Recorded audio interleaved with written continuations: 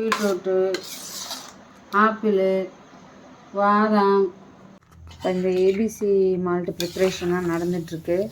Almost இது வந்து நம்ம ஒரு 40 மினிட்ஸ் ஆயிடுச்சு. இது வந்து இப்படி தான் வந்து கலர் சேஞ்ச் ஆகிட்டே இருக்கும். ஃபஸ்ட்டு போட்டோடனே நமக்கு பார்த்தா ஃப்ரெஷ் கலராக இருக்கும். அதுக்கப்புறம் ஒரு பிங்கிஷ்ஷு, அப்புறம் டார்க் ப்ரௌனில் இப்படி மாறும். இன்னுமே நம்ம வந்து நாட்டு சர்க்கரை, பாதாம், முந்திரி நம்ம அதெல்லாம் வந்து ட்ரை ரோஸ்ட் பண்ணி வச்சுருக்கோம். அதில் இன்னும் போடலை. போட்ட பிறகு தான் வந்து அதுவுமே உங்களுக்கு காமிக்கிறேன்.